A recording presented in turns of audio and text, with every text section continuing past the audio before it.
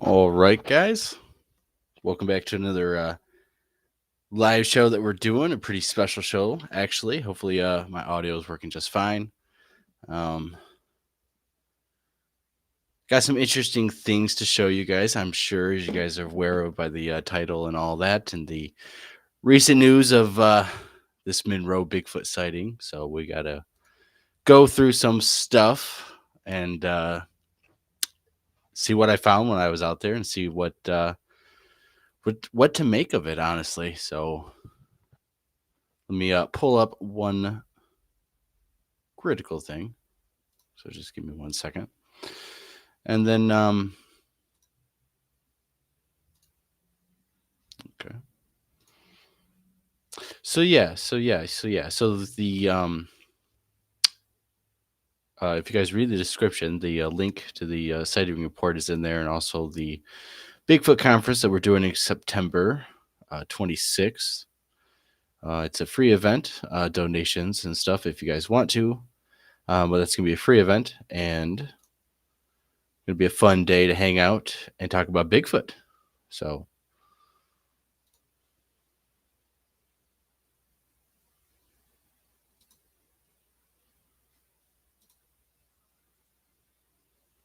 appreciate everyone who's here watching. And if you guys have any questions, comments, concerns, any people in the area and stuff who might have had encounters or weird stories, you're always welcome to talk about it in chat and stuff, and always can email me and get a hold of me and stuff like that. Our Bigfoot conference is going to be a great spot for you guys to come in and stuff. And we're also going to be taking reports from people directly and stuff. I think we're going to have a paper and stuff to fill out.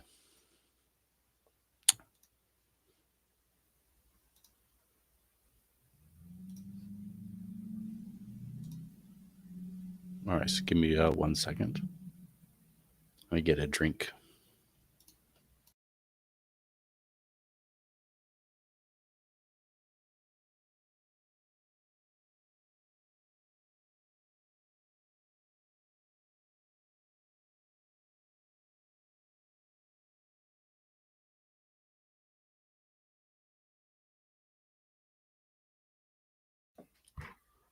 All right.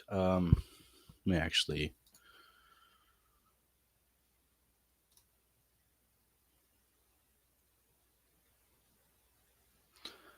I'm going to share one thing. Give me a second.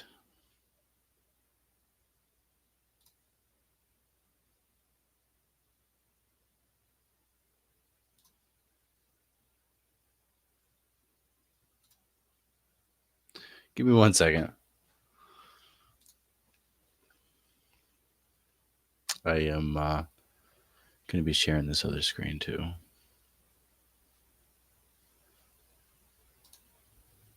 Looking at my other monitor and stuff, so you might see me glancing and stuff over there. And then we will get started on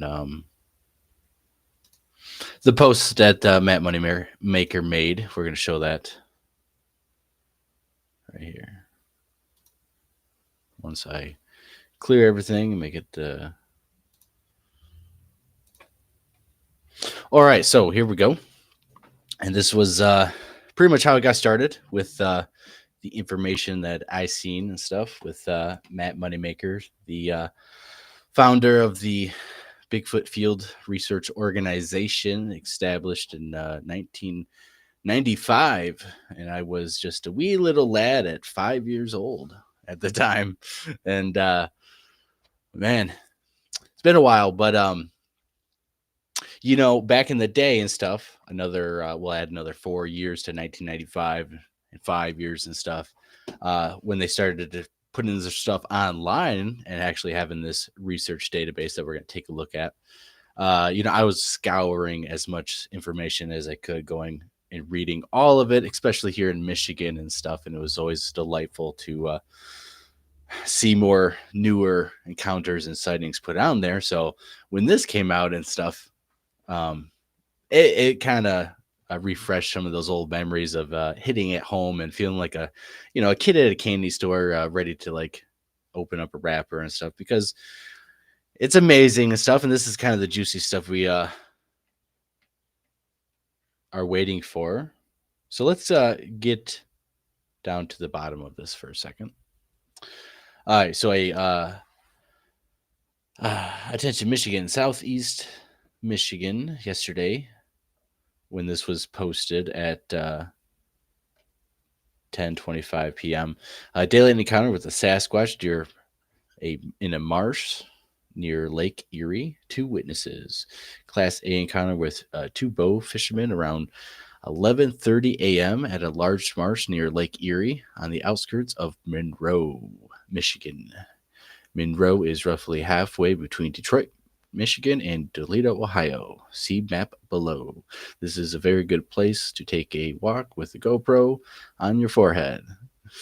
The area is has a scattered history of sightings and encounters since at least 1965 with something called the Monroe Monster. This is consistent with what was seen yesterday by 2 people and a dog and stuff. So I seen that and stuff. I think it was like 11 o'clock. I seen it. It was a little bit after. And,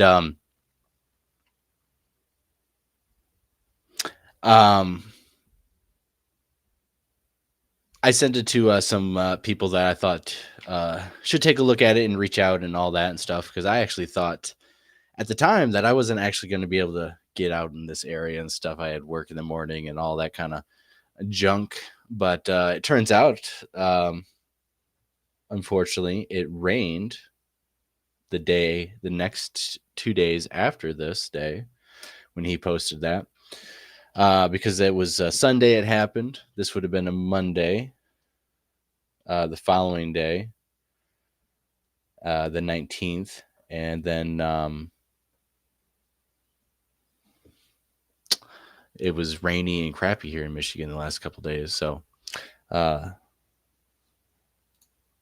me go over here for a second. And we're going to jump over here to the actual sighting report and stuff. And it gives GPS coordinates and stuff, which is always nice to be able to find this sort of stuff. Let me read some of these comments and stuff from Robert N. Doven. The sighting was near an inmate facility. Any chance it could have been an escaped inmate? I don't know. We're about to read it and stuff. I did see a report that homeless are down there. There's report sirens going off in the area, which we will talk about a little bit later. All right, so today, father and son fishermen have close encounter with Bigfoot halfway between Toledo and Detroit. 2025, spring, May the 18th, which was this last Sunday. Location, I-75 to level, and I'm going to butcher that, level.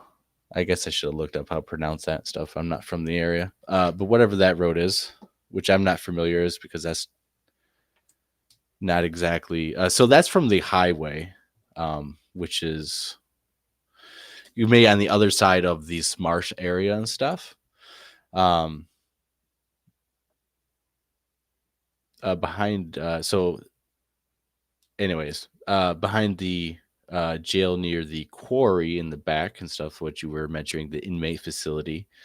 The investigator notes 2 witnesses entered and exited this area from Winchester Street terminus at the railroad beds and stuff, west side of the railroads, north of Plum Creek. There's couple different railroads and stuff that intersect and go through there. Give me a second.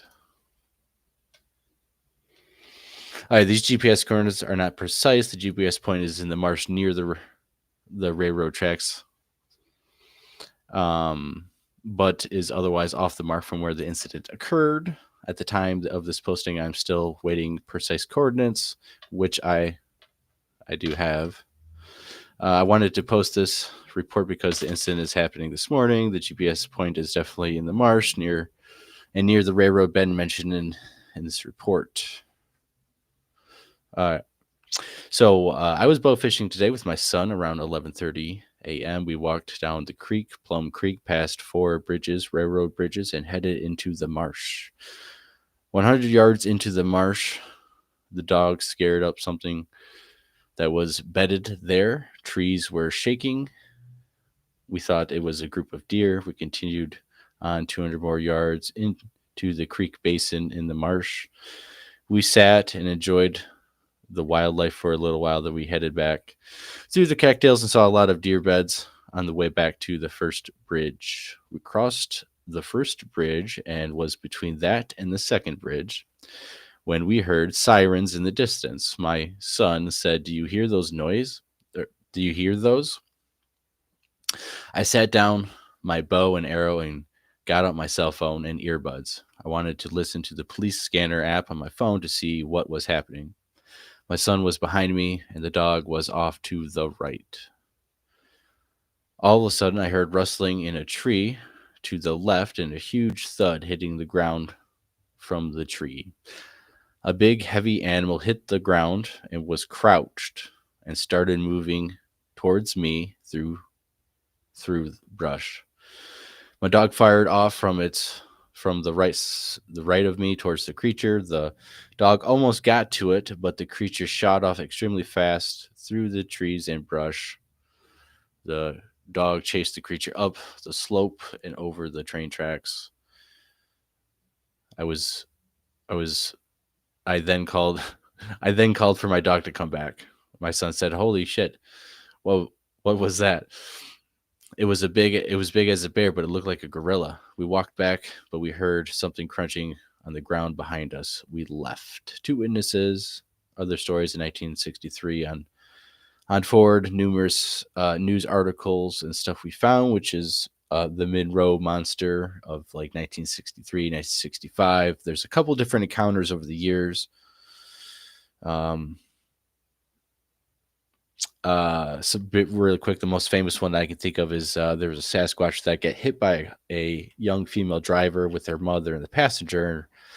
Sasquatch reached in the window, supposedly grabbed her, banged her up against the steering wheel, and then fled the scene. And this young woman and mother signed affidavits and was in the newspaper and heavily ridiculed about it. But they did file affidavits, and back then, those had a little bit higher standards and respect than what most people would consider and held now. So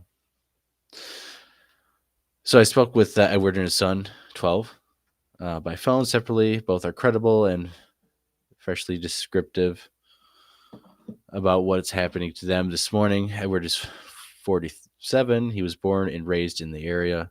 He earns a good living working in the demolition trade.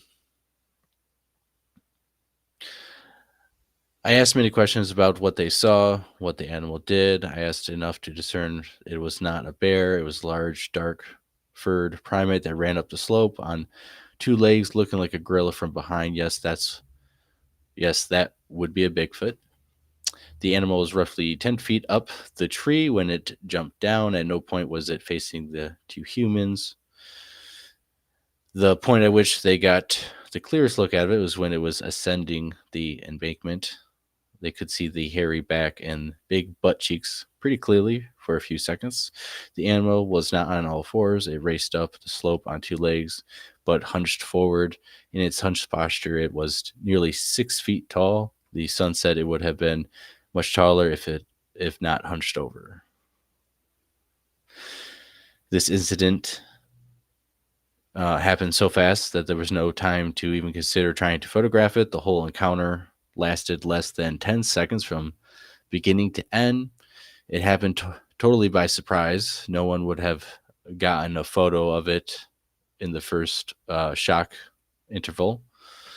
This area around the marsh for Tamarack Creek is full of deer. No hunting is allowed there. Only fishing is allowed there. Consequently, there are herds of deer in the marsh and woods year-round. There are lots of cactus around there's lots of cactus around the marsh as well. Therefore, two things Bigfoots consume, especially in winter: cactus and deer. There are likely other food sources around the marsh as well. The satellite image of this marsh area will prompt some people to say the area would not be accessible to Bigfoot because there is too much development around, like the nearby town of Monroe. But this pocket of forest and marsh is not cut off from other green belts and farmlands in the area. The ingress and egress for deer will be along the railroad easements heading south. It's not a long walk south along the railroad tracks from the Tamarack Creek to large farm fields that are open and dark at night. Bigfoots will walk along the railroad beds for long distances. The railroad beds will sometimes bring them into pockets of woods very close to towns, as it this case. Why might Bigfoots prefer large pockets in wood and marsh near a town? The closer a nature pocket is to a town, the greater likelihood that hunting is forbidden there, so no bullets don't travel into neighborhoods. The area becomes a de facto safe haven for deer hoods.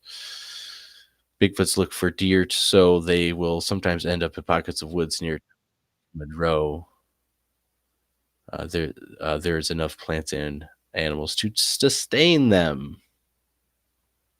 What do you guys think about all that? I keep getting bombarded with texts and stuff right now. I apologize. All right, so there's some pictures of the area and stuff of Monroe, of the general view that we're gonna take a look at and stuff. And so where he has that little pin drop is the marsh area. And you see the, as we get into here more right here, where you can see my mouse and stuff. In between these two bridges is where the encounter happened, which is right along this creek right here that flows out to right here, which is the basin they were talking about. So I walked all through here and did my investigation and stuff. I do have video and pictures. We're going to show some pictures and stuff today. And you guys are going to have to wait on the video to come out when it comes out. And so this blue spot right here is the inmate facility or the law enforcement state facility or federal facility. I'm not sure. And the quarry and stuff is right along through here. There's train yards and train work stuff going all through here up north. And as you guys could tell, if you guys watched the live, I did at the actual sighting location, which was in between the two bridges. There was a slow moving train and stuff with a conductor going back and forth. I'm not exactly sure what he did. He went 4 times back and forth on both sets of tracks. Let me go over to some of these comments to make sure I catch up. And we got some people living not too far from the area and stuff. So I was highly interested in getting out there, and I was actually not even sure if I was going to be, the first one on site and stuff. I actually had a BRFRO guy reach out and was happy that someone was able to get out there as soon as possible.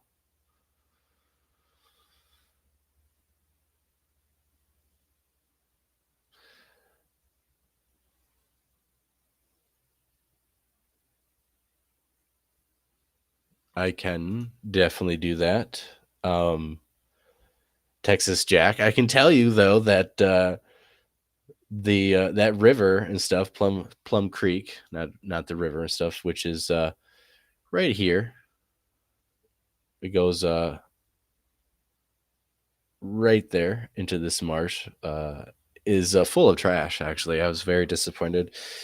And if you watch that live I did on site and stuff, you can see some of the trash and stuff. And in the video, you're definitely going to see the trash. When I had my waders on, I had walked through the river and stuff, and there's different various tires and metal and chunks of stuff and just trash, shopping cart and stuff.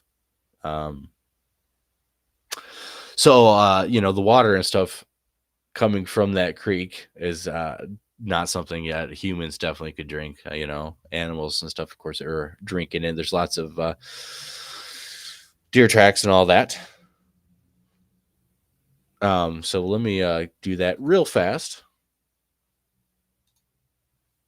Um,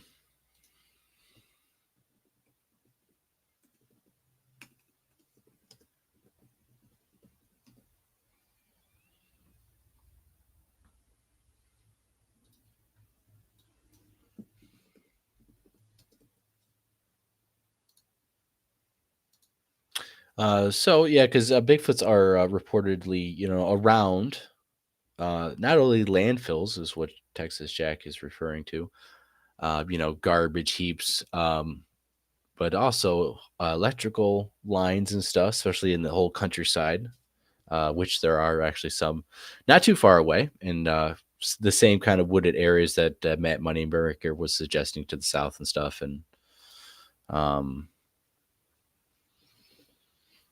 also, being the fact that there's a quarry right there, we know for um, data from Val that and other people and stuff, of course, that Bigfoots are sighting in quarries or around quarries and stuff for whatever reason.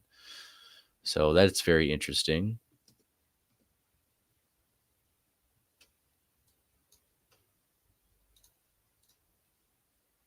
And the fact that, of course, it is right next to the law enforcement facility does make it a little bit off limits to you can't necessarily wander around out there too close to that facility and of course the actual quarry and all that. The only way you're actually in there is being Viva fishing and stuff. You're permitted to fish in there and stuff. Otherwise, it's pretty much off limits. Um, for any other activity.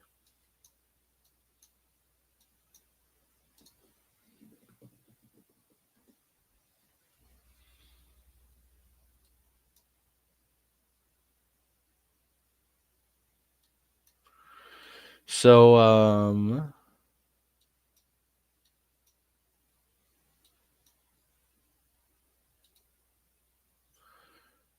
looks like there's landfills. From what I can tell from this kind of a quick 2-minute search, the Ford River Raisin Warehouse supposedly is saying that's a land house. It's some type of landfill facility or something. And then where's this place at? Next Level Dumpsters Waste Management System, which is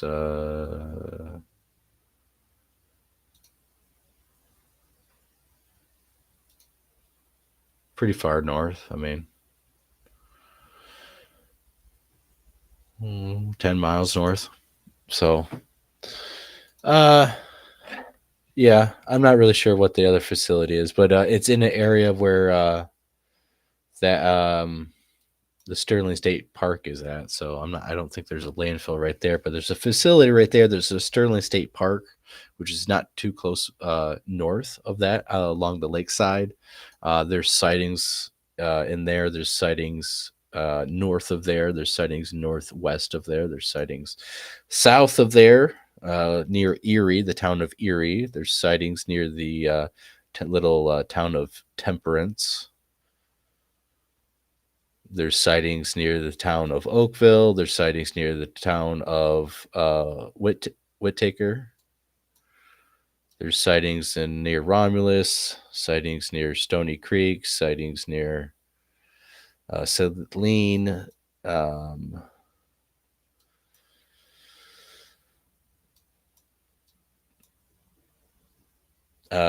Newport, a bunch of the towns all north and northeast, all through there. And actually to the south, all the way it extends into Ohio, but there's actually a lot of sightings throughout there in northwest, because you get into you know on the other side of Ann Arbor and stuff, you have a big cluster zone, which is the historical area of Waterloo, Michigan, and Waterloo recreational area, which are Native American hunting grounds, and actually part of the Trail of Tears here in Michigan. Um, many miles of trail systems, dozens and dozens of miles of trail systems, actually, all through there. Alrighty. Yes. And there's again, Bigfoots in power lines and landfills and quarries and off limits areas and stuff. It's kind of a no brainer and stuff that we actually see that Bigfoot's in some of these areas and stuff of Monroe. And my thing is, Matt Moneymaker was talking about the accessibility from the railroads, which are right here, this big brown line that goes all the way down here. And you could easily get from all this easy farmland at nighttime, squeeze in here at 1:30 in the morning, go to the swamp, or honestly, um, it's not that hard because there wasn't really any people in there. There are actually houses along Plum Creek in one certain section. Actually, very close to where the sighting was, there's actually a house, a kitty corner and stuff. And, my belief is, every once in a while, there's probably a Bigfoot hanging out there because historically, before man and stuff was here, developed, this is probably an area that Bigfoot was at based on what Val believes and stuff. They, always go to areas they know about and are creatures of habit and stuff. But so let's get into a couple of things actually about the investigation. All right, checking that. Okay.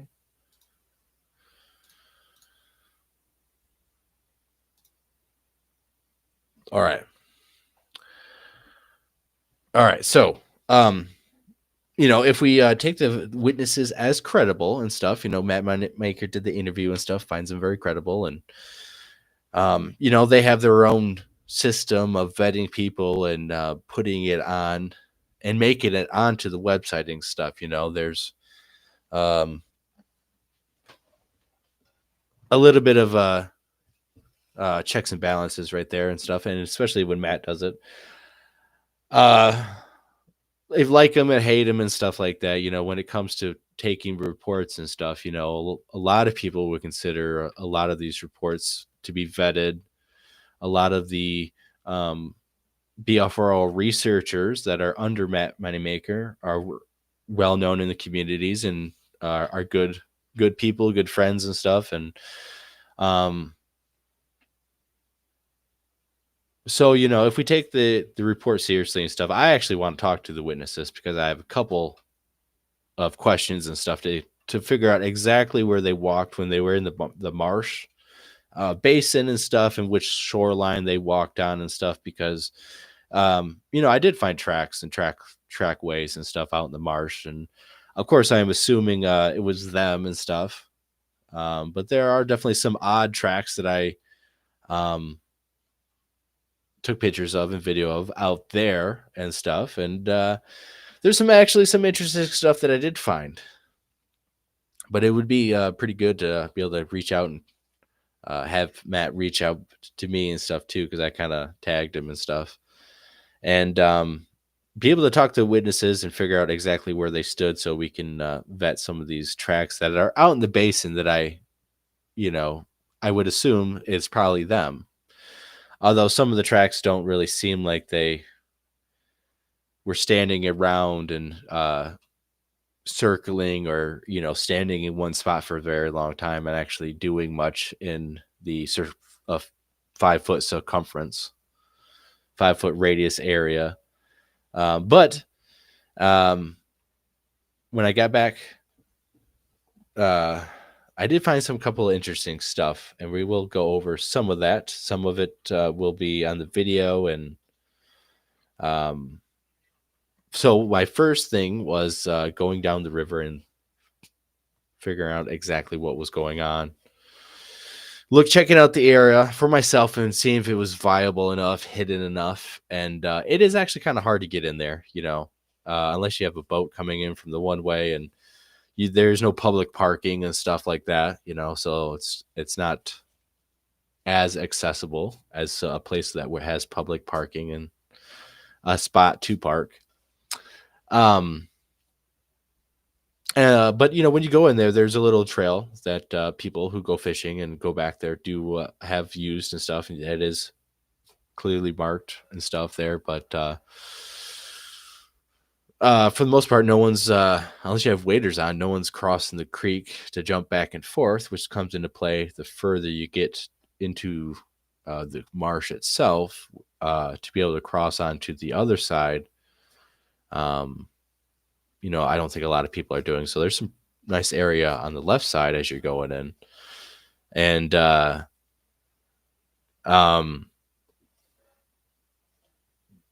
anyways, so I basically read the report and stuff, and I did exactly what they did, except for I walked in and went on the river when I first got in there, because I was checking for tracks on both sides of the shore.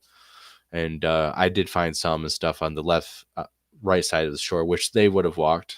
And so I'm kind of assuming it was them, but there's a particular set that as I was walking back out of the marsh, I found, and looks like if it was people, they were climbing on some, I guess it wouldn't have been slippery and stuff, because the day this encounter happened, Sunday, it was dry. It had not rained for a couple of days at least before that. And so the ground out there was more solid. And the places where these people walked and on the shorelines and stuff, especially out in the basin of the marsh in that creek, when I walked out there, it was clay and muck, and I was sinking up to my knees in the same spots where I would assume that they were only sinking up to maybe shoe level, maybe ankle the most, based on what the tracks are left over in after it rained heavy for 2 days, the whole Tuesday, and then Wednesday it was raining and stuff, and then I was out there. So most of the evidence was swept away in terms of details of tracks and details of mostly everything, but I still got out there and walked the exact same path they did to the basin area.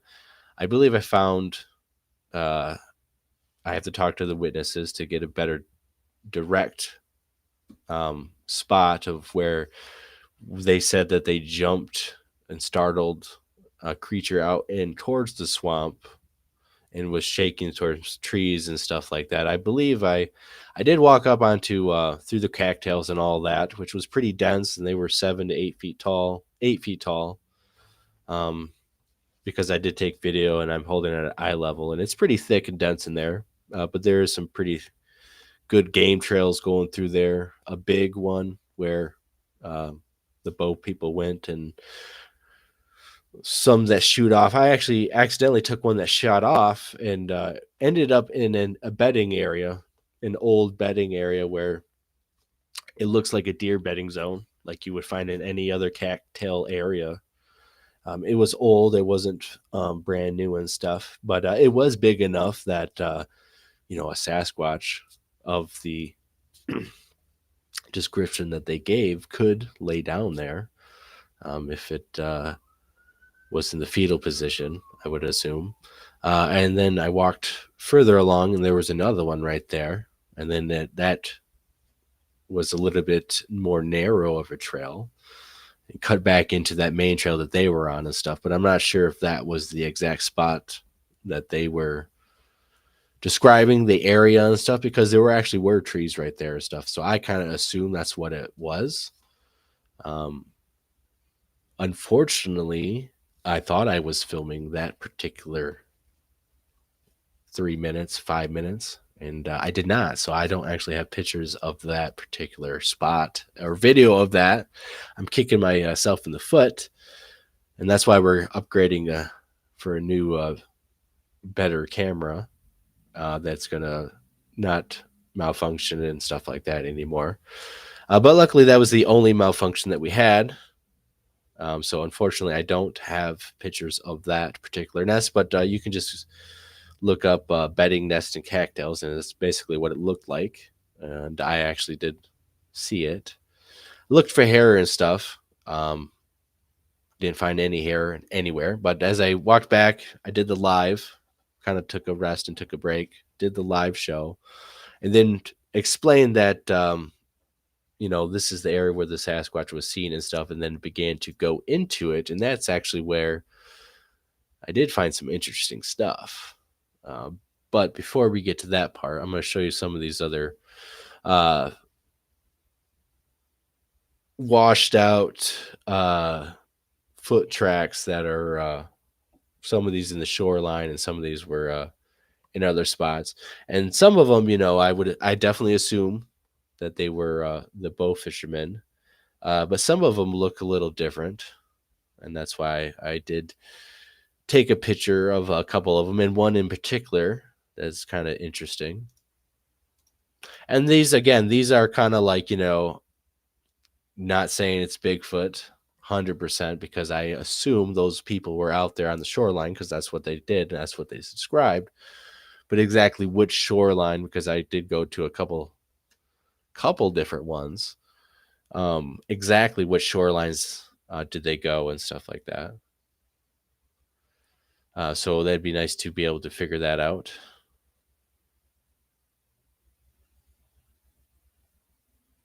All right, so we're gonna do this one. This one. And the only reason I am showing this is because on some of these, I wish I was a little farther up on this one. It looks like, you have a heel, and then there's this taper on the side of it towards the left, and it cuts in.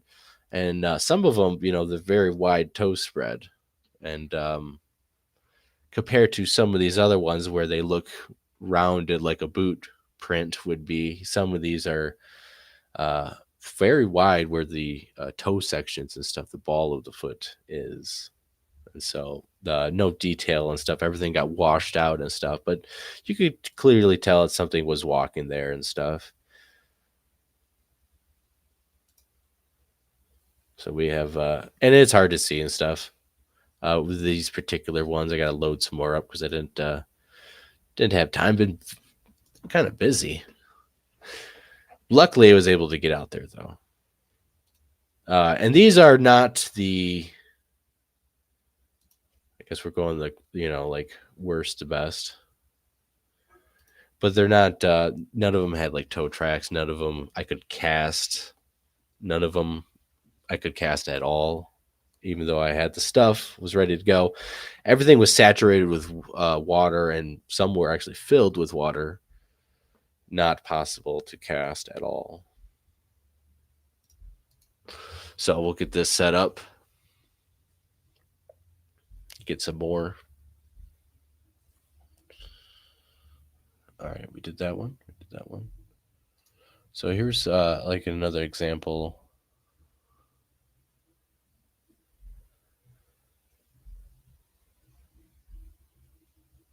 And I got video. The video is a little bit better to show like the a couple of different tracks at a time. And these aren't anything of detail, but if I get the witnesses to be able to collaborate. Oh, we only were on one shoreline and it was at the very back of the marsh. Then there was a bunch of tracks on a bunch of other shorelines that it would be nice to be able to rule them out or collaborate that they were actually there to confirm.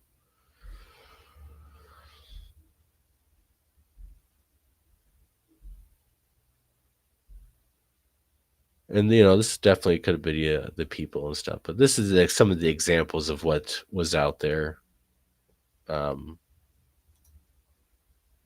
I didn't find no dog tracks though, or nothing that really showed up. No dog tracks in the shoreline. So let's get a little bit better one though. Um,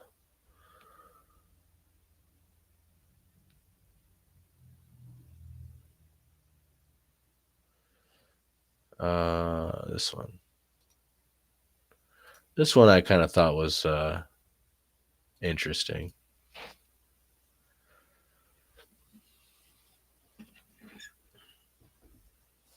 So this was out there in the marsh area. The only reason because it has that hole, and I'll pull up some more vantage points of that.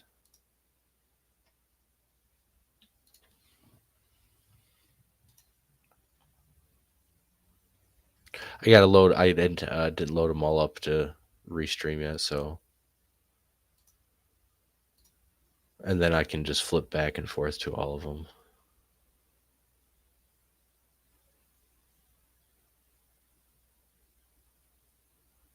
So again, the only reason why, yeah, I thought this was interesting because it has heel and stuff, and then at the top of it, it's wide, and it almost looks like there's a hole for a toe, or there's toe marks and stuff. But when you look at the other tracks and stuff, they didn't have like a hole like that and stuff. It was just like the other stuff I just showed, details and just washed off. But so that I didn't really consider much of anything juicy, but over in the spot where the creature was, where they described it, was in the tree, and it jumped off. They heard the thud. They stopped and heard sirens, and I heard sirens and stuff out there because I mean there was sirens going off with the cops going around and stuff like that. I mean, uh, I I don't think it was the Sasquatch necessarily um, doing that, being how close they were, the hearing the sirens going off, and the Sasquatch where Sasquatch was. Um, I don't think that it was a Sasquatch making the siren sounds. I think what actually happened in this situation is that they heard the sirens and they stopped, and there just happened to be the Sasquatch right there in the tree, and I think the Sasquatch kind of like jumped the gun a little bit and was probably assuming that maybe they saw him already, or they stopped, and so he jumped down, and uh I think that's what happened. I think that they kind of startled it because they stopped, and then he didn't know, Sasquatch didn't know what to do other than to probably just leave.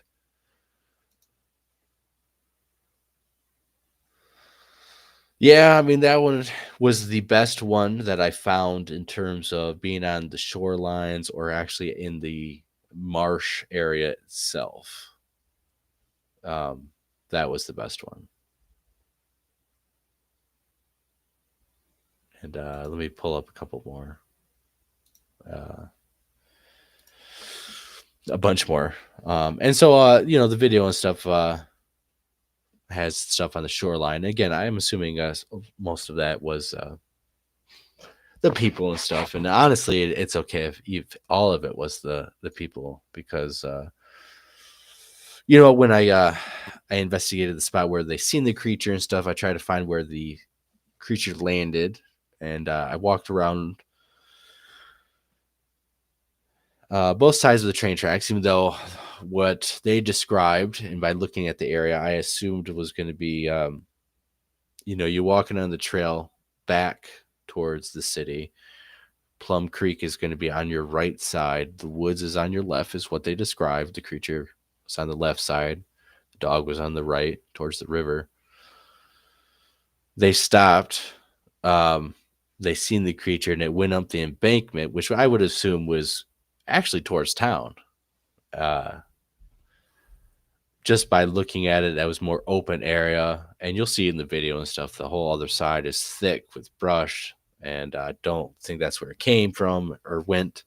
Didn't find any tracks and stuff that way. But on the other side of the track, they would have had a pretty good, clear visual of that creature if it went up that embankment. So I was fairly confident that's exactly what was going on.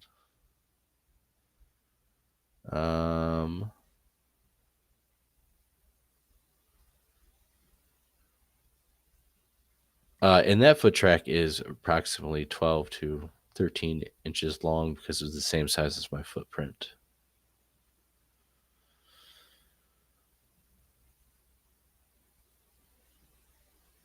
So I actually think I did discover, the trees where the creature definitely was at. I couldn't find where it had landed at, but there was trampled grass and stuff where something had moved.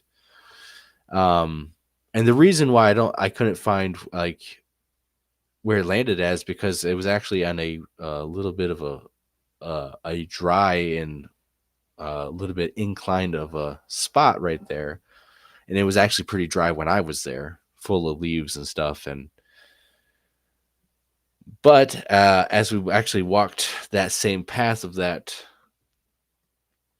disturbance of the ground, I actually did discover some tracks, and so we're actually going to show that right here. Oh, give me a second. That's not the right one. So here they are.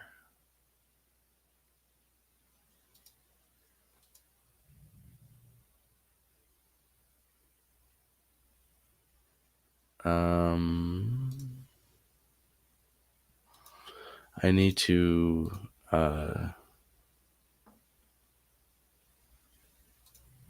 give me a second. That one wasn't rotated the right way, so I couldn't, and I don't think I could rotate it on here. But I did. I thought I had. I do have some other ones that are in the right position, and I do have something I can send and get over here real quick too. But I actually, so I did actually find some tracks and a trackway, disturbed area that led up the embankment of the railroad. And on the other side, I actually did find a disturbance of where something big went down the embankment and actually pushed rocks down, slid and pushed rocks down, kind of like scooped it out just a little bit, push down. If you're on railroad tracks, you kind of slide down and you kind of scoop out a little spot, and where something actually did go into. So it kind of collaborates what the witnesses described and saw. At least something did go up there, and something did go on the other side of the railroad tracks back down. All right, so let me.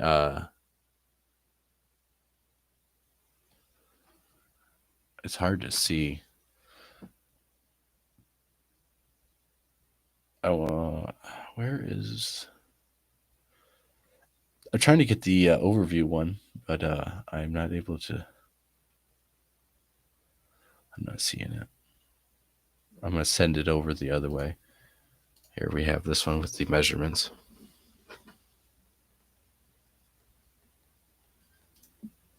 So I actually came from the backside, went down. There's some disturbance, and it goes down. And right at the edge of a puddle is where something took a step there and took a step there over the puddle, and it goes up the embankment. And so that is about 13 inches long. And I have a couple of pictures of the heel and the ball of the foot measurements also. And there is another footprint to the left of this. And then there is where you can tell something went up the embankment.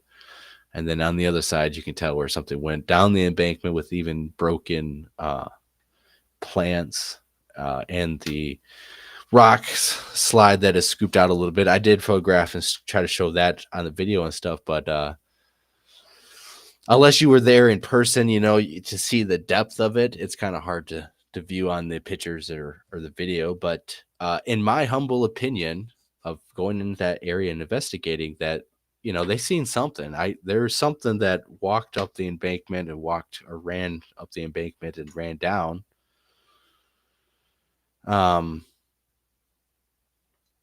It don't look like bear tracks and stuff, and it was definitely only on 2 feet.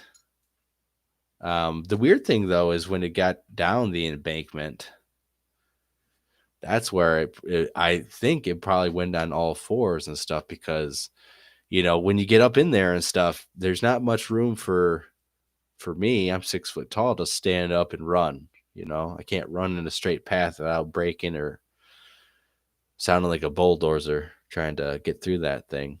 But if you were to crawl and stuff, you could get under the brush and could easily escape into different areas, wrap around to that quarry area, and wrap around to the swamp, go to places, pretty much that facility where people don't go and stuff,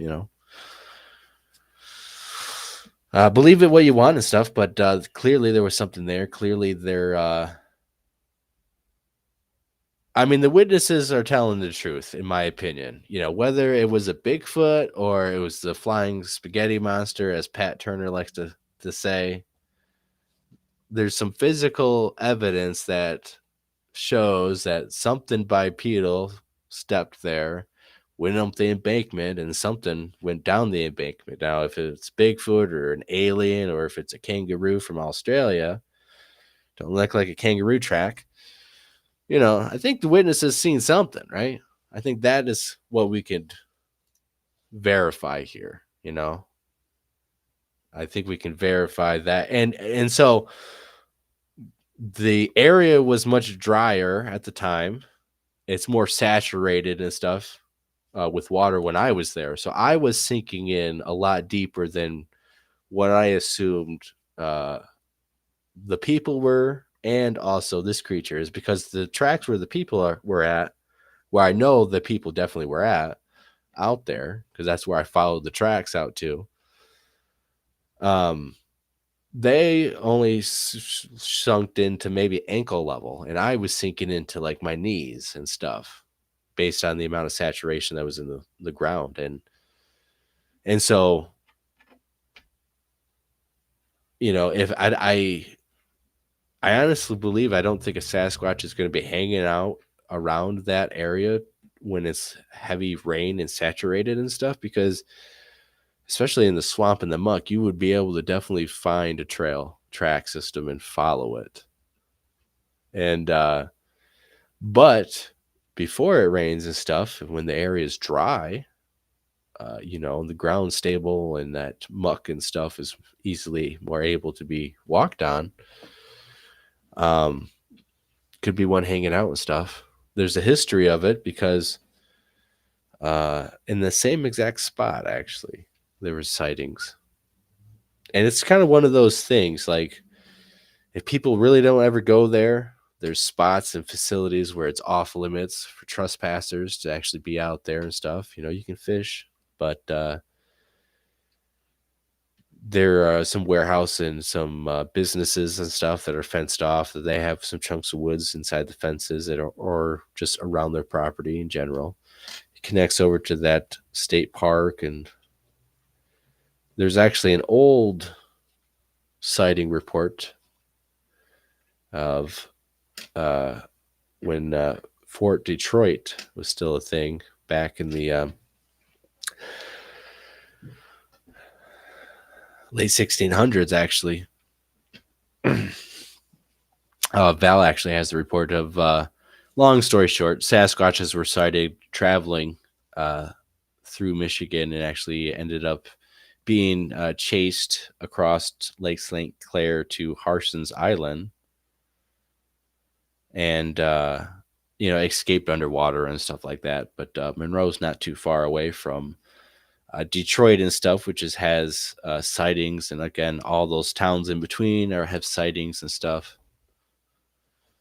It's not impossible and stuff. Is there a Sasquatch living there full time? No. I don't think there's a Sasquatch living in that exact spot full time, but is there a Sasquatch that, or Sasquatches that migrate in and around Monroe and all the surrounding little farm areas and little towns?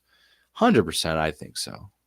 And that's what I've experienced here in Michigan. It's kind of what the conclusion is, what other researchers and the data miners' findings are.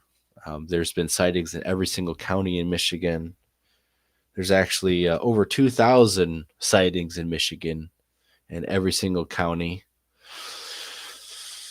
And this is more of the same, and Matt Moneymaker is kind of hitting the nail on the head where, they come into these suburban areas to hang out, maybe even to eat trash and to people watch and stuff, and then they migrate out and stuff. But every once in a while, I'm sure if you go to this spot, there might be a Bigfoot that jumps out of the tree and you might get a glance at it. So let me pull up some more pictures. I'm actually going to send I got a video of tracks. I guess it didn't work. I'm going to try to send it again. I think I have it downloaded here somewhere. I just got to find it.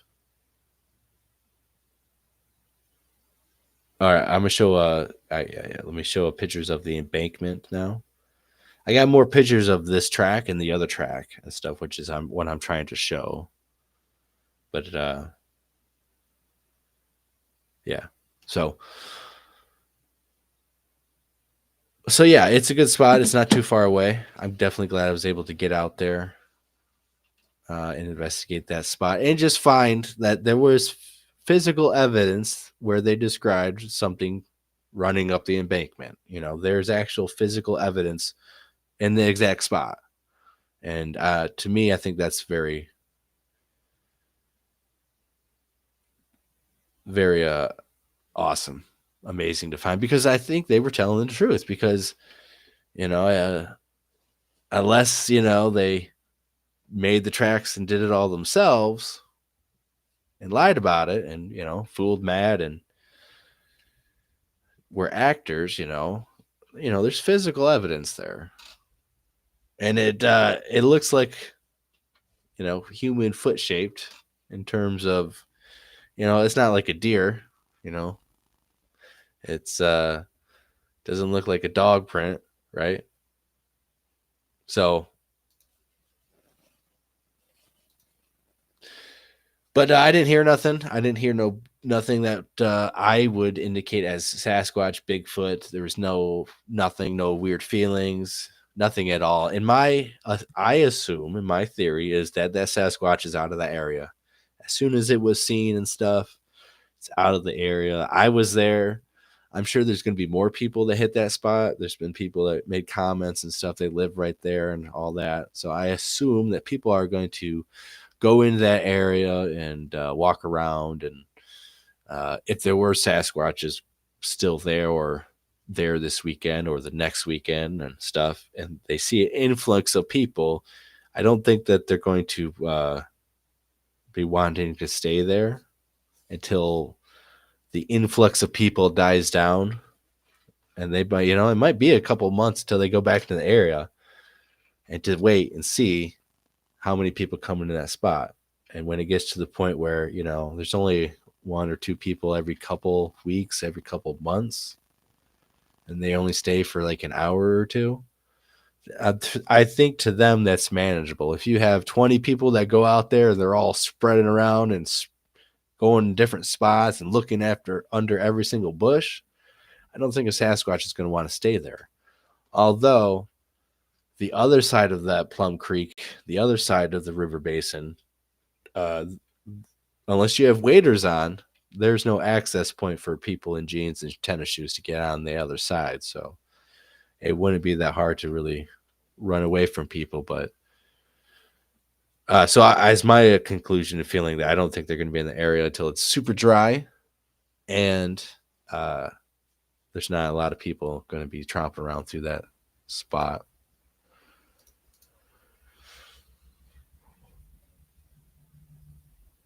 All right, let me pull up the embankment And I'll show the water basin.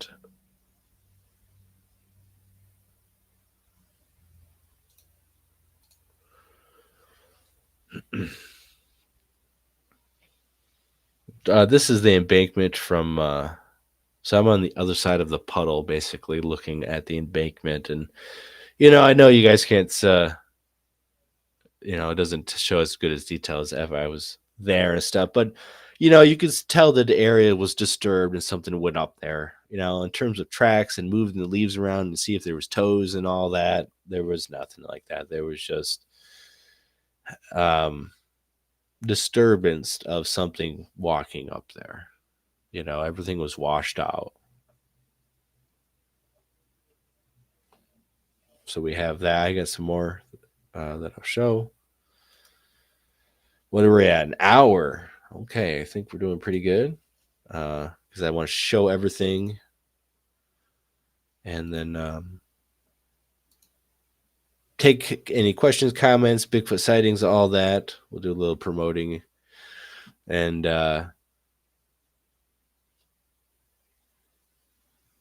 we'll probably go for another hour, but not too much after that.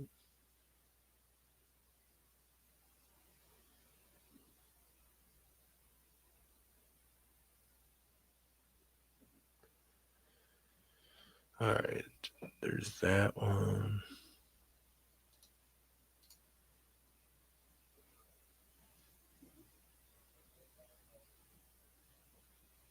This is where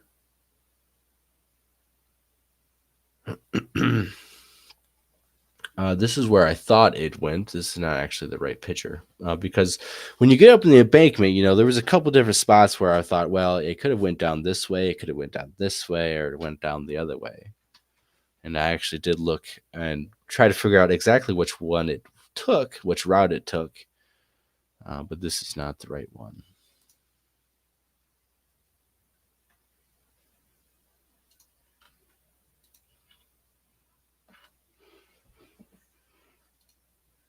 And I could tell visually by the broken plants and the rock slide that was on the other side of the embankment where something went down. And it is just like how a human would, you go down, you slide on the rocks on the railroads, and there's that little depression made. It was exactly like that.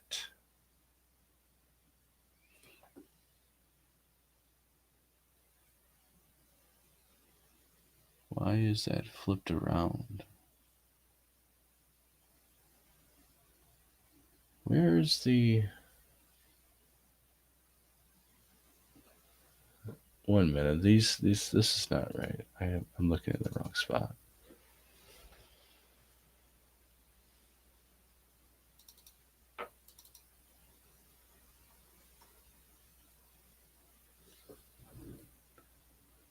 I'm not seeing some of this stuff didn't load up is what happened because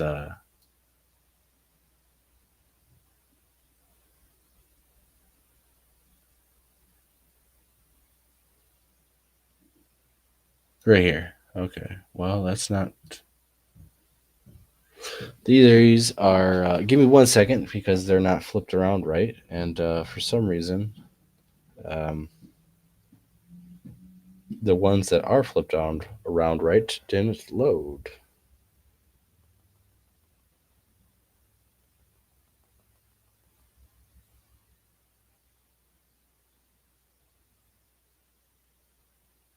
I see. That's okay. Okay. Well, I can send. Okay. We're just going to show that one for right now, even though it's not flipped around the right way. So I'm pointing at a broken stems and stuff where it went down the embankment and stuff. I can't believe this did not send the right way. All right, so give me 2 minutes to just flip around 2 pictures, 3 pictures, a couple pictures. So you can tell right there was broken and stuff. Some of it was matted down. The leaves and the brush and most of the spots were kicked back up and stuff, over the course of a couple days where it happened. But there was some impressions and stuff where stuff was broken right there in the rock slide.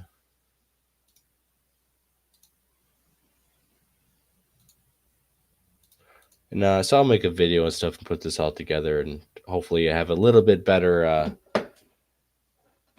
view for you guys. Won't be kind of like live and Hollywood studio $1 million operation professional thing going on that we see right now. But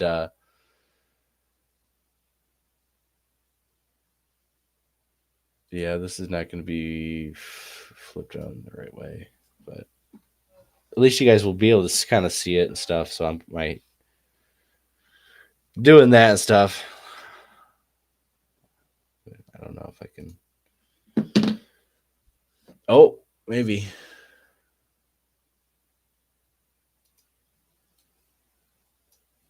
I don't think I can. I can't rotate it. Nope.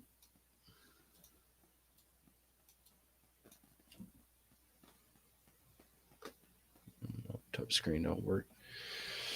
I can move it around. I just can't rotate it. I'm gonna have to write them and tell them to make that a feature on here so we can rotate it. But so again, the camera's not going to pick it up that good. You guys aren't going to see the impression how I could see it and stuff. Even I tried to take a couple pictures. It is what it is. But the fact of the matter of it is, the truth it is that there's physical evidence that collaborates what the witnesses described of a creature walking, coming off the tree and ascending up the railroad embankment and then going back down on the other side of the railroad embankment. I found the physical evidence that does collaborate that.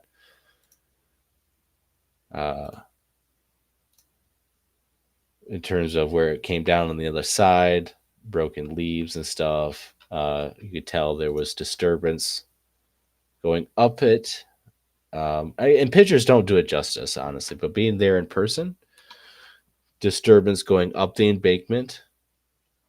In terms of actually on the railroad rocks and gravel and stuff, there was no impressions. There was nothing. Everything was washed out. But this rock slide was clear and definitive on the other side, like a bipedal locomotion would cause.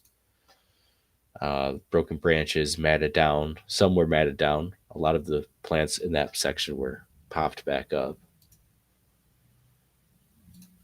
And then we do have this two footprints. I'm going to get the other one up here too.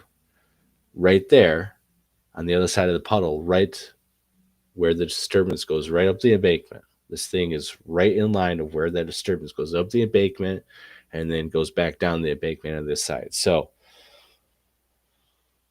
that's why I think the witnesses were telling the truth, and there was a creature there, and they seen something. Unfortunately, there's no toes, there's no details. I couldn't cast it.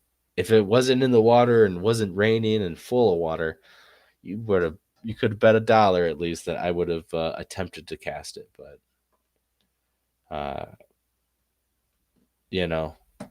not the perfect weather. But the whole thing is just to get out there and try. Honestly, I wasn't expecting much going out there. And this is the other one that we found that I found out in the actual swamp. But again, this is not as good of a one as this one because this is right in the sighting spot. This is right there where they described it going up the embankment. This is right in front of the disturbance that goes up the embankment. So yeah. So let me pull up this other picture to try to show the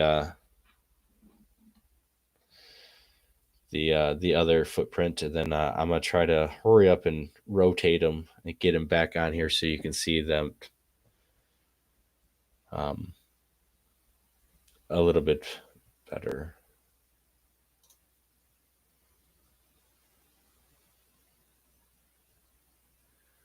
this one.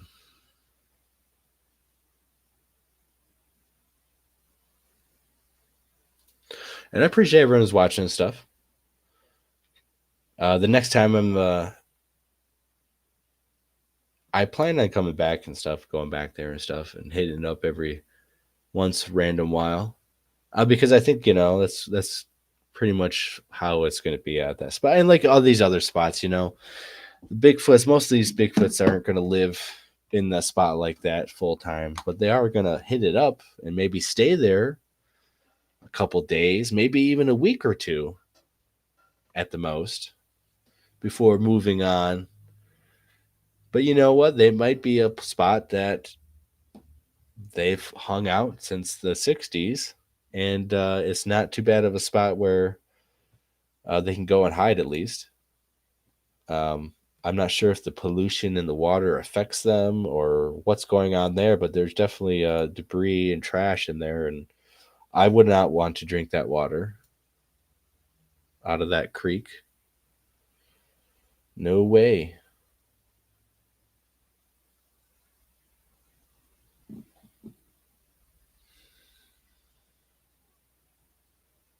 All right, so let me show you guys.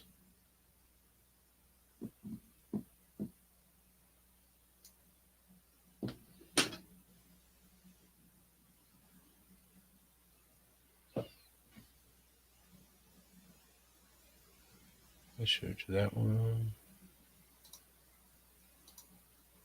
It's not flipped correctly, but we can still show it. Oh, that was the wrong one. Wasn't trying to do that one. Let me do this one real quick, and then we can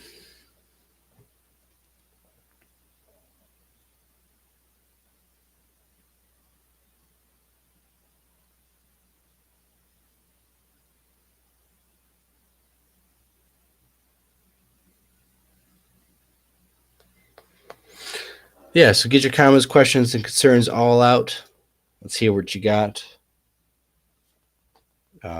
If you guys read the description of this show, it will take you to the BFRO sighting report, and also the link under that is for the conference to get tickets. It is a free event. You can donate. That is the option if you want to. But you can go on there and get your tickets and register. That way I know you're coming. You actually, I think, can print out the tickets and stuff. And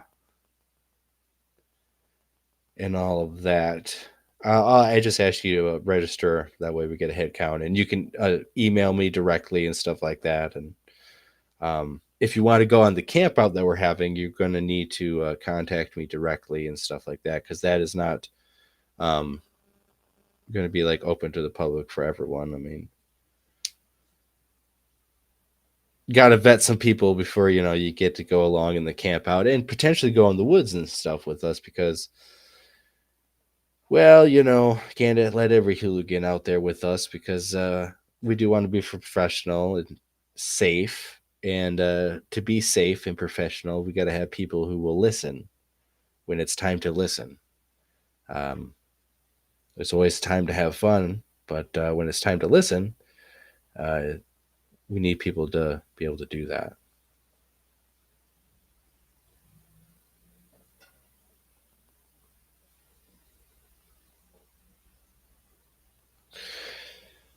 So that's why it's going to be kind of a little bit of a vetting process there, because we don't need someone who's going to cry wolf at camp. We don't need someone who's going to fabricate evidence, who's not going to be honest when stuff actually happens, or if stuff happens. We definitely want people to be professional and respectful to what actually we're trying to accomplish out there, which is to get evidence of Bigfoot, so we can help spread the awareness that these creatures are real, and they're not too far away from where people live, actually. And it'd be good for everyone to know, just like like bears are in the area, just to be on guard and cautious. There's nothing more than that. I mean, in this exact encounter, the Bigfoot jumped out of the trees and made a motion towards them, but it didn't kill the dog. It didn't go violent and rip the dog in half and throw it back at the people, kind of a thing. And I only say that graphically because there are reports of Bigfoots doing that to dogs and throwing them on houses or in trees or actually back at people. And there actually are some pretty aggressive reports and stuff like that. And lots of reports of not only Michigan, but elsewhere of gunfire incidences of guns being used that were shot at Bigfoot or shot at the ground or intentionally missing the Bigfoot. But gunshots and gunfire was involved with Sasquatch sightings and stuff. It's a pretty big number of incidences that Val has. And give a little shout out to Val and his group. You can find this information in Val's group on Facebook. It's called the Gumshoe Guys Corner, Michigan Bigfoot Sightings and Reports. He has a lot of interesting graphs of sightings and statistical analysis that he does. He calls himself a data miner, not a researcher. And that's what he does, and that's what you'll find there. Just be polite and courteous and just follow the rules. And should be fine. Yes, so the witnesses seen something that physically left tracks and physically went up the embankments like they described. Was it a Bigfoot or the flying spaghetti monster?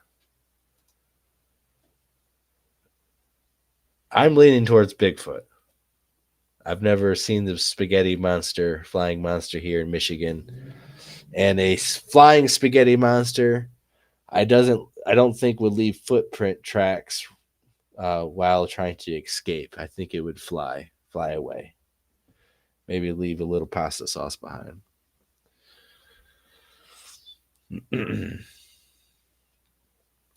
Yep, that is correct. Yes, I did see deer bedding areas in the exact spot where I believe they seen and disturbed something and then seen deer bedding areas and stuff like that. Yes. Inside the cattails, there are different game trails that had deer tracks in them and stuff that would lead to these bedding areas. And one was pretty good in size circumference that a Bigfoot could lay down in the fetal position and sleep there. But they look like normal deer bedding areas that you would find in any cattail area. So nothing abnormal. It's not. I'm not saying a Bigfoot nest. It looks like a normal deer spot. It was pretty big, but multiple deer will bed down and stuff, keep warm.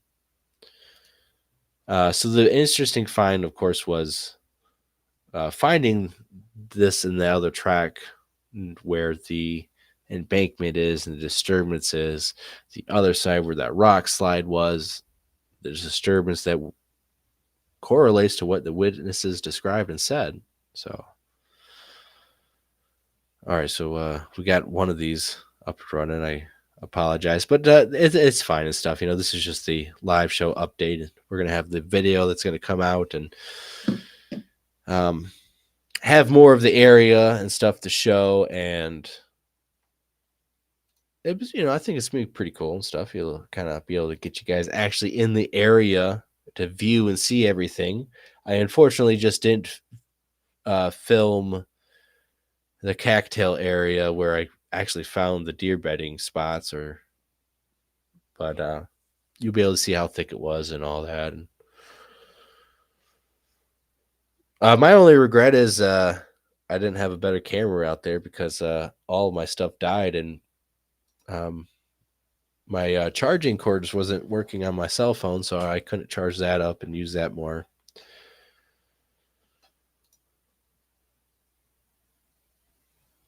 So, yeah.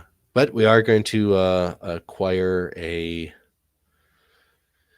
documentary style camera or camcorder that will shoot in 4K, maybe a Sony or maybe a Canon. I'm not sure. I got to kind of window shop a little bit more and decide, but we're going to get one of those to be able to kind of shoot a little bit more professionally and stuff like that, make it look better and, well, reliably, I should say, first and foremost, because of the malfunction that happened and batteries dying too quickly. Being able to get a camera that reliably records a long time and won't malfunction.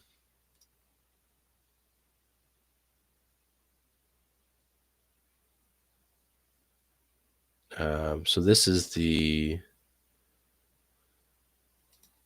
Mars area.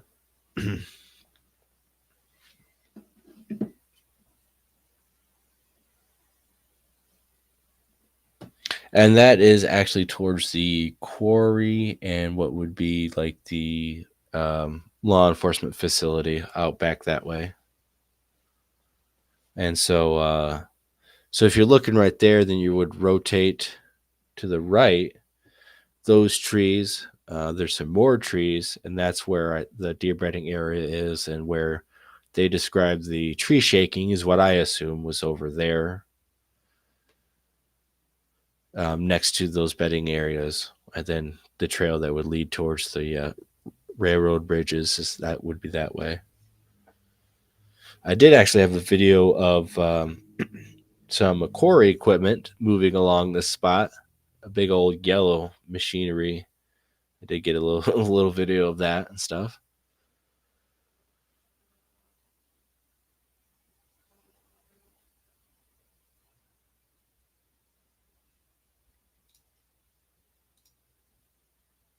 So yeah, but again, let me go back to this for a second. Yeah. So when I was out there, this is all like muck and stuff. You're sinking. I literally had to walk on plant roots, out on all those plant roots to stay above sinking and stuff. Otherwise, it's muck and dangerous too. This is actually very dangerous if you go out there and you take a step and now you're up to your crotch or up to your chest. You fall and stuff. You get stuck. In my live, I got stuck.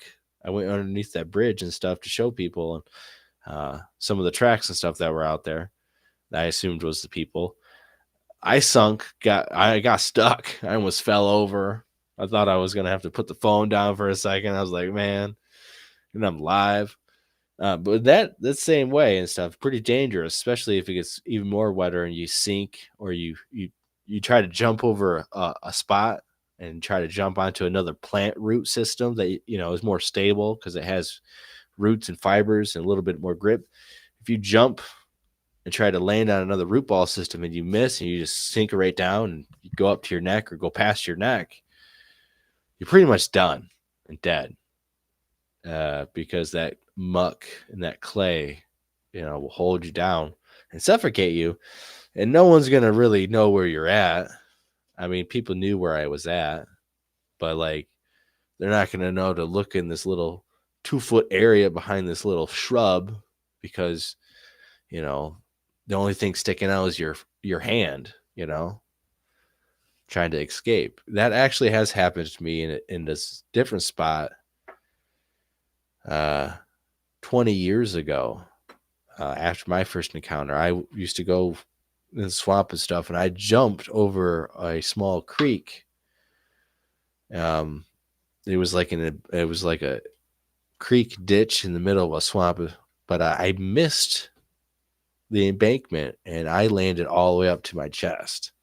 And luckily there was small saplings around me. I grabbed it and stuff, and I sunk right to my chest, and it was a struggle to get out of that. And that wasn't heavy muck clay like this was out there. So I would advise, caution if you're going out there solo and you're in these swampy areas and stuff, that if anything happens, you're on your own. You're your own first responder. So you better become prepared, kind of know what to do in emergency situations and stuff. In my backpack, I got rope, I got different various items and survival stuff to be able to survive out there if you sprain or trip or twist an ankle, or being stuck in that muck up to your knees, and then all of a sudden you fall and you twist, and well, your leg ain't twisting with you. It's you can have some nasty injuries. And without waders or muck boots, at least, no one's going out there. You're not going out there in your tennis shoes unless you're just trashing them. So, all right.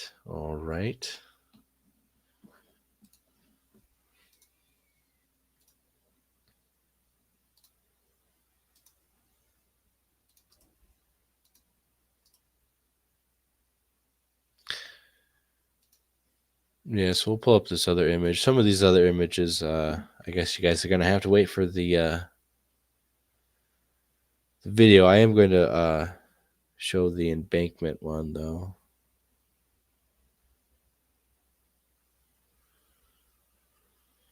That one and that one, okay.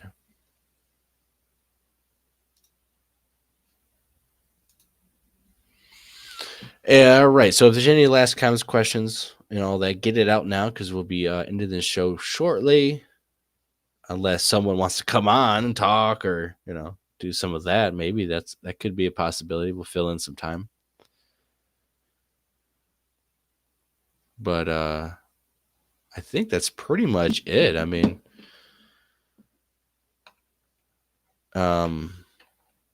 yeah.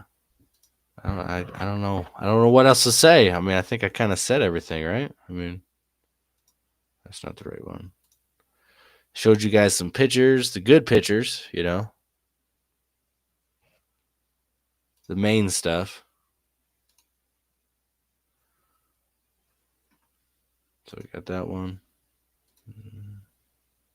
Do this.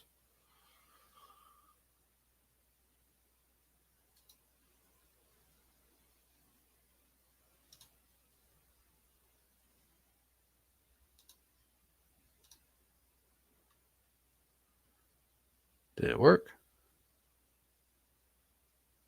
All right.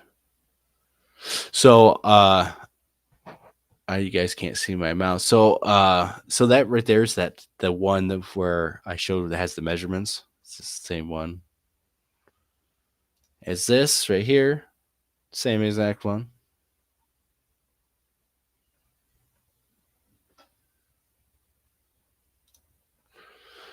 The other footprint is actually towards the very left top corner. In fact, the chunk of leaves that's towards the left of this footprint, on the very other side, is where that footprint is. Like right there is the rim of the depression and stuff. Right there. And then on the other side of the puddles where I stood, took the picture of it going up the embankment. I got video of that, and I actually went up the embankment, stepping and trying to avoid where it stepped, going on both sides, but there was nothing as good as this that I was able to find and document. So, and it just physically shows that something was this in the exact spot where they described something going up the hill. All right, so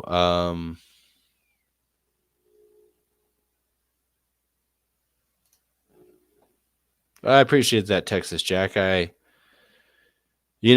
back here, I always feel like I could have done something better, or oh man, I could have done this, or I should have done that kind of thing, or I wish my camera didn't die, but that's just the name of the game, I think I did pretty good. I found something, right? We found what they described of something physically being in that spot, and I think that's the main thing I keep reiterating. I would love to talk to the witnesses, talk to Matt Moneymaker, to talk to the witnesses, figure out exactly where they stood on the shores and stuff like that, to pretty much vet some of these other tracks that I'm assuming is theirs. And I see no reason why, besides this one area where looks like it came out of the water something, or they came out of the water and went on the shore and crossed over some of these downed logs and debris and stuff and went up and over. And um, so I'm just wondering if it was them, if they had waders on, if they had muck boots on, if they did that in that particular spot, or or if they didn't. Then I'm not gonna say Bigfoot, but it's like it's interesting. But this, I would say, is of what they seen. It's the if they seen a Bigfoot, I would assume that's what was standing here and went up the embankment. And yeah, so I'm pretty excited.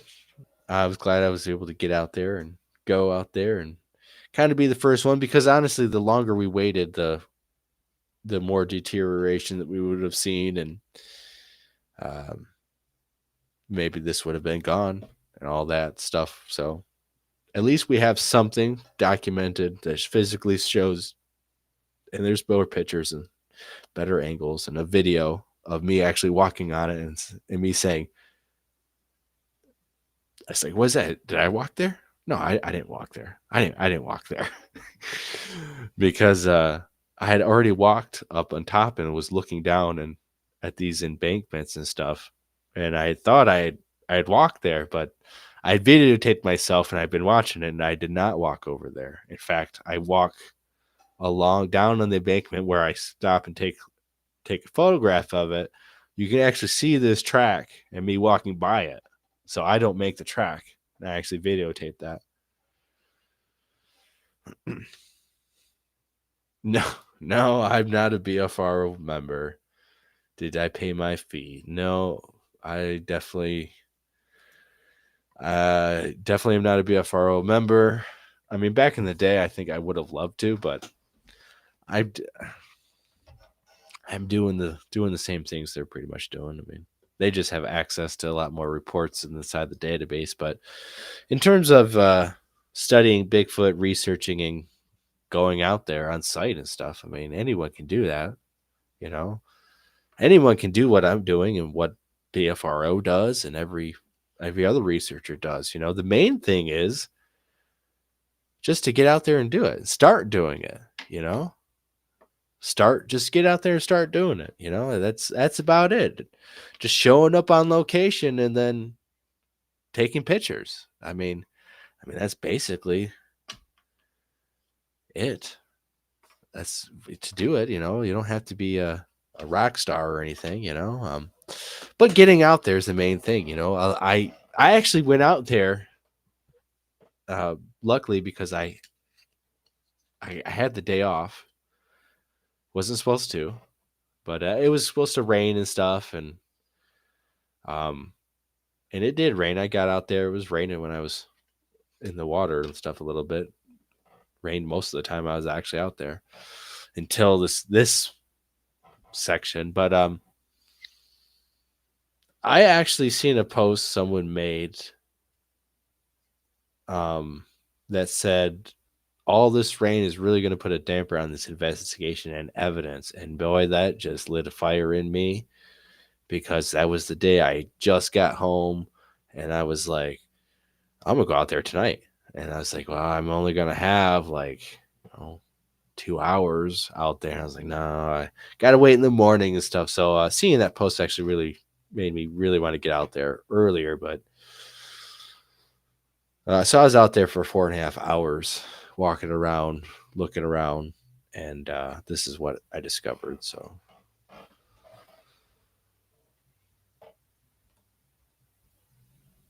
anyways, that's what I can report and stuff. Yeah, if you guys have Bigfoot sightings and reports and brand new ones, it doesn't matter who you get it out to. Just get it out to someone, anyone, a lot of people, because the more chances people can actually go out there and verify it, at least we have evidence of it, I know there's some there's some back and forth with a lot of people on Moneymaker and all that shenanigans and stuff like that. in terms of actually vetting the witnesses and putting it out to people publicly for someone to get out there to go do, I do have to give him credit for that, because if he didn't put it out there, uh, I would have never have seen it. And, no, maybe no one would have actually got out there, because the BFRO guy who messaged me was trying to get out there after work, and I'm not sure if he would have gotten out there. At least not the day I did. Maybe today, maybe tomorrow, but that's another couple days of deterioration on what we see right here. So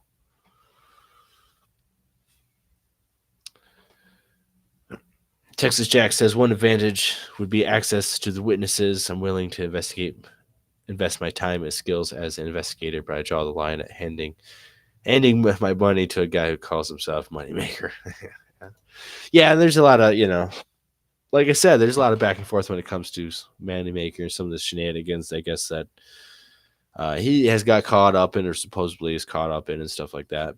But regardless of that, at least he put it out there publicly and was calling for someone to get out there. And I sent it to Val, because I thought, well, I wasn't going to be able to get out there. And there are some other Michigan researchers and stuff that are a lot closer to that area than me, but I'm not sure if they've seen it, or if they, scheduling and all that. But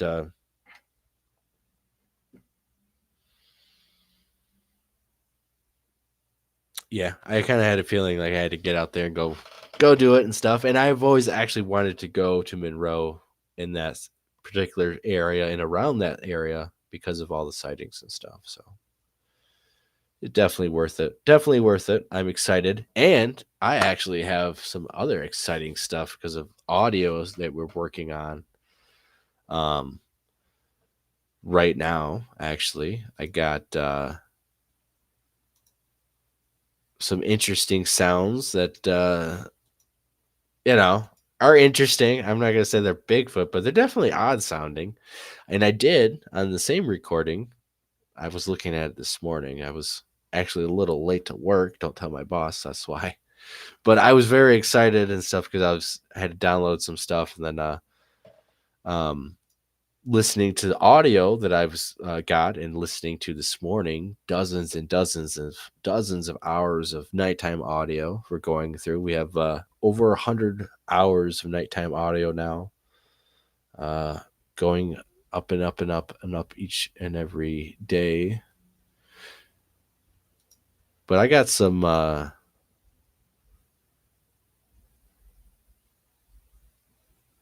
listening to it.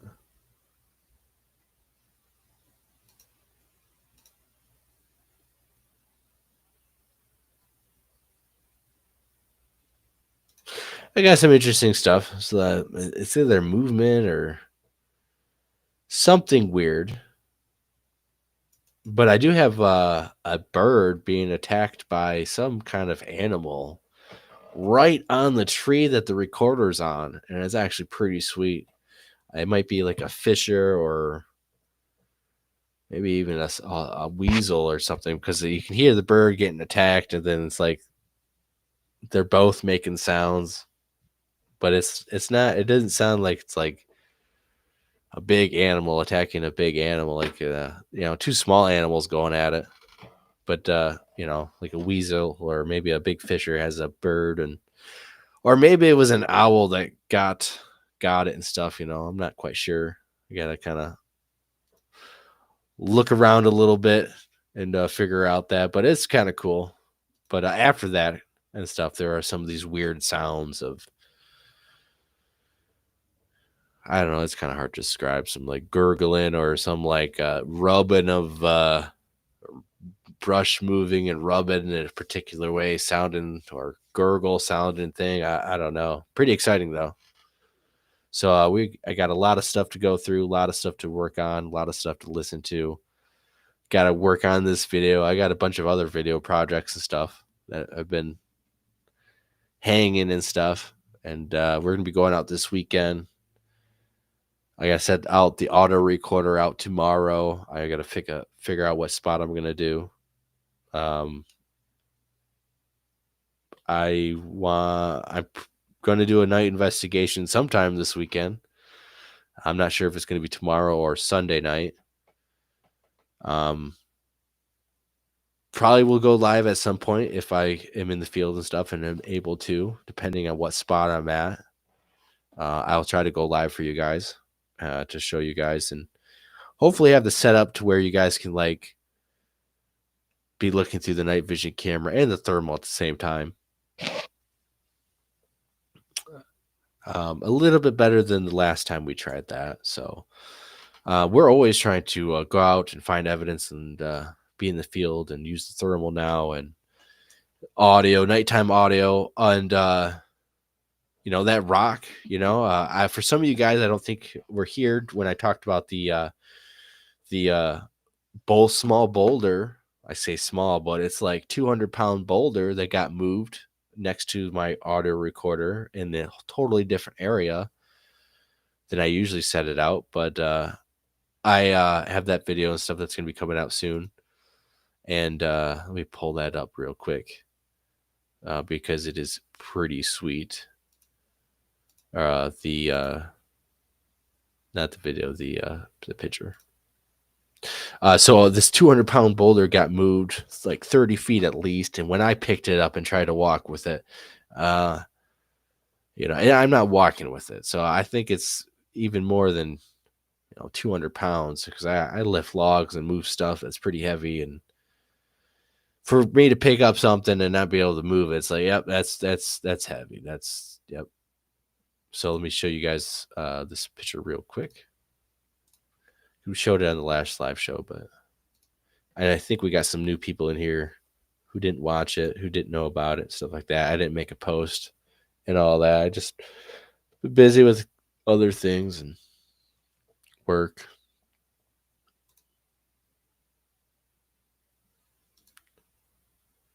Okay, come on. All right, come on.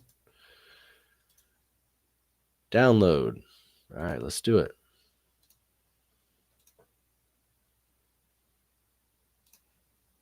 All right. So I do have a video of me trying to pick up this rock, although I didn't have my little phone attachment tripod thing, so I wasn't able to set it up good. But you can see me picking up the rock, awkwardly because it was kind of awkward. But that boulder that's right there at the 12 o'clock position, I should be at that 6 o'clock position where you can see that indentation that kind of looks like a arrowhead or a triangle. Right there at the 6 o'clock position. That's where that rock should be and was. But then it got picked up and moved. And none of this area is disturbed. And when I picked it up, I wasn't able to walk it back. I had to roll it back because I wanted to put it back into place in case it moves again, which it hasn't yet. But when I rolled it back into place, it disturbed the whole area. Clearly, you could see it was disturbed and stuff like that. So I set the recorder out on Friday morning. And when I came back early Sunday morning, this had got moved. And it recorded 24 hours of audio. So it only recorded one night and one day. It didn't record the second night or the second day. So unfortunately, by the looks of it, I don't think this incident was recorded, but there was a malfunction. It actually said that the recorder was full, but it wasn't full.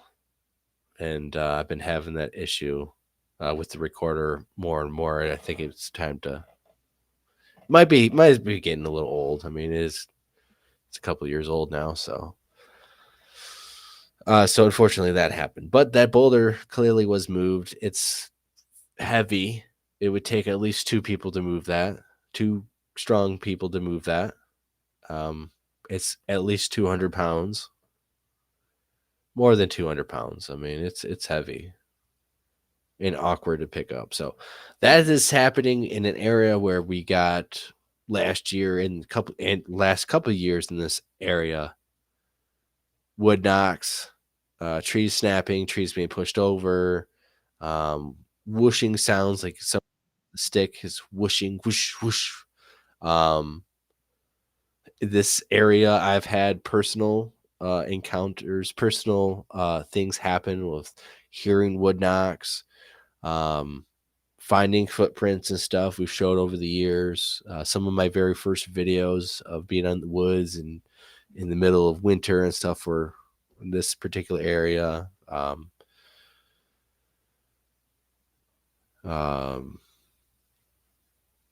Yeah, so I love Michigan. It's a hot spot for Bigfoot. I'm telling you guys. So, we're going to have the Michigan and Dogman Michigan Bigfoot and Dogman conference here in September.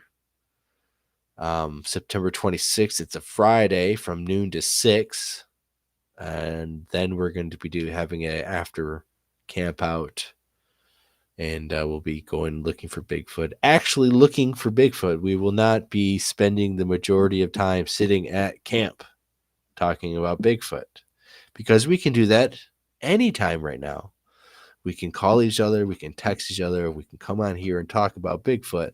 So when it's time to go into a spot of sightings and potential evidence locations, we're not going to be sitting our butts at camp. We're going to be putting our asses in the woods to find if there's something in the woods or something that's going to happen, or if we're going to come across evidence. Or we will bring something back to camp by going out there, I see a lot of pictures of a lot of people at camp. Not many pictures of people actually doing stuff out in the woods or at nighttime. And don't feel afraid if you have physical limitations and you physically can't walk out there, or you're old and stuff like that. You 100% don't have to worry about that. I'm not talking about you. I'm talking about actual people who should be out there doing it. If you're old and disabled and all that, you're more than welcome to contact me. Come to camp, learn, talk about Bigfoot, because that will guarantee to happen.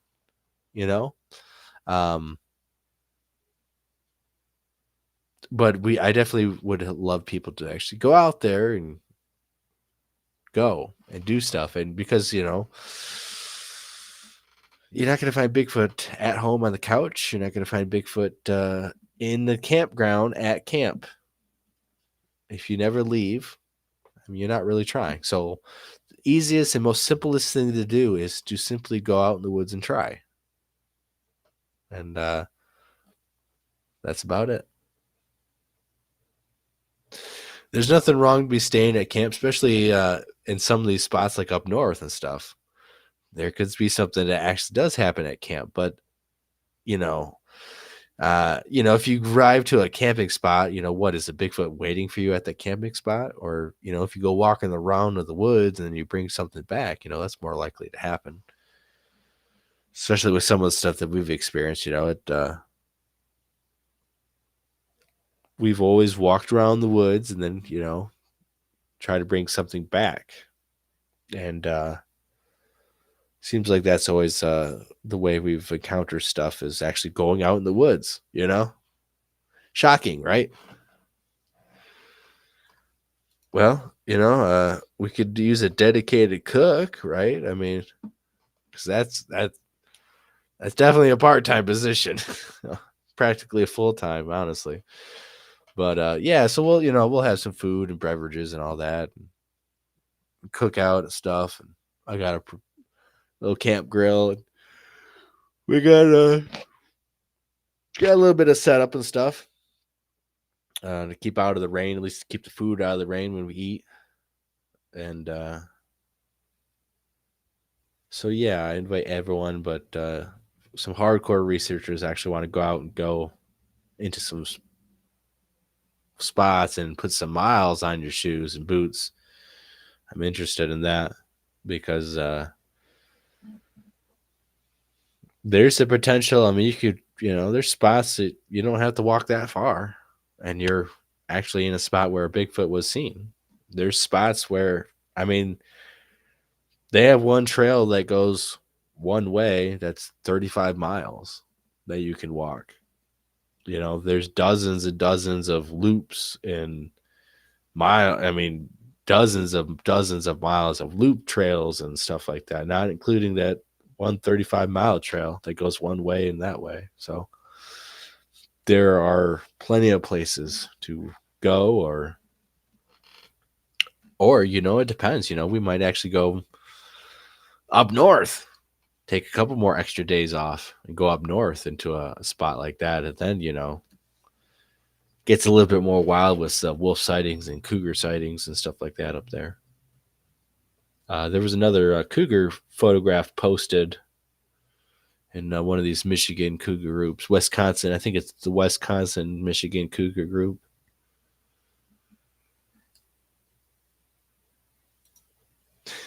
Yeah.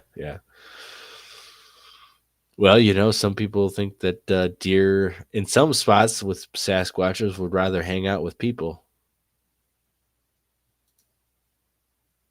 Yeah. That definitely comes in handy. So, all right, guys, we're about at 2 hours. I think we'll be shutting the show down. If you guys liked the show, if you guys want to help us here at the Lost Cryptids Conservatory by basically getting more equipment, because that's what we really need, you can donate on YouTube. You can find me on Facebook and donate on Facebook. You can click on the link in the description for a ticket link. You can get free tickets to our event. You can donate that way. All funds and stuff will, of course, go to equipment to get evidence of Bigfoot and stuff. And mainly what I would love to get is, we're about to get this documentary style camera. I apologize for the sirens. After we get the documentary camera, we're going to get some more audio equipment, including recorders and some of this microphone setup that we talked about and used last year. These special headphone microphone, these hookups that you can hook up to your auto recorder. We have the long duration auto recorder housing and batteries and stuff that we're going to be making up. It's a process, we've been talking about this for, I think, a couple of years now. Honestly, last year I was talking about getting new audio recorders and stuff. That didn't happen. We got a thermal instead. Now we're going to get this other camera. Then we'll get audio equipment, and then trail cameras, I think. Ideally, if there was enough funding, potentially, we could have a mass net of audio recorders spread out throughout the state, especially these long duration ones that we could keep out there for a long time, have them in a couple different spots or all over the state. That'd be a lot of information and data to potentially have something happen. So that's a dream, though, kind of like the I guess the Bluff Creek Project's game camera stuff. How they have all those game cameras out there. Well, we should do that with audio equipment, because that's more information and data that's going to capture constantly compared to a game camera. And I've had pretty good luck with audio, honestly. It's a nice, easy, passive way to go get a potential evidence of something weird happening, So that's the plan. That's the gist of it. If there's any other questions, comments, and concerns, you can email me, and we put my email in the description. Email me, send me stuff if you guys got stuff to send. All that gizmo good stuff. If you guys want to go on a Bigfoot outing before September, contact me, because I'm going out all the time. As much as I can, I am going out. we got trips and stuff planned. I know James contacted me. We're trying to figure out stuff with our schedules. It's a little rough this year with everyone working in different schedules and stuff, but we're planning on going to a couple of different places. If you guys want to tag along on some hardcore stuff, contact us before the September event, because we're going and doing stuff, and got multiple thermals, multiple different equipment and stuff. So it should be pretty good at some of this different event.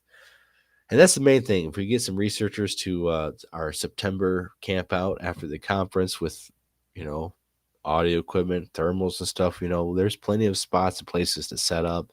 We have a lot of people. There can be multiple teams with my guys leading the way, because we know the area, we know the spots, we know how to get there, drive through, all that keeps you safe, things like that. Obviously, be the responsible ones leading you into some of these areas, so we can have different parties, stuff like that.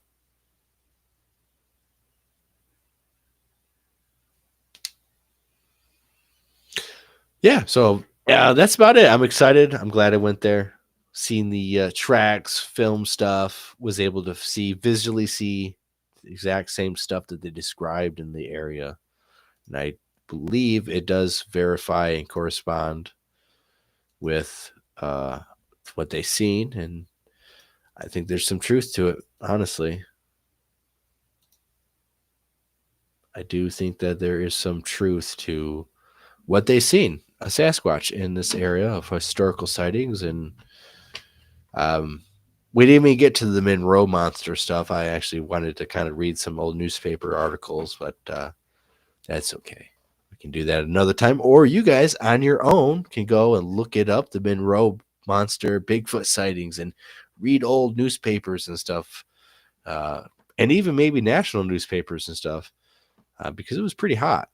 And that was the same time period as the Dewey Lake monster, which was at the Sister Lake area, Dewey Lake, which is just southwest of Kalamazoo, Michigan.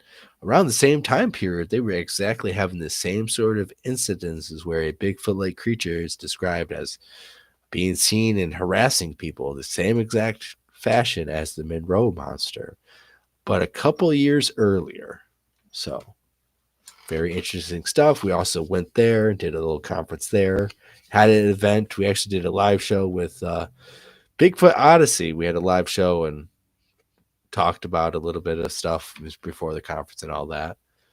So a couple years ago that was. So all right, guys. Well, I think that we're finally going to end this stream, call it a night, get some good rest and sleep, get some of that exercise in and stuff. Remember, you got to do your push-ups, to get fit and to be safe out in the woods, because if you're fit and you're strong and you're solid, you're less likely to get injured. And that's the number one thing we need to avoid out there, is getting injured.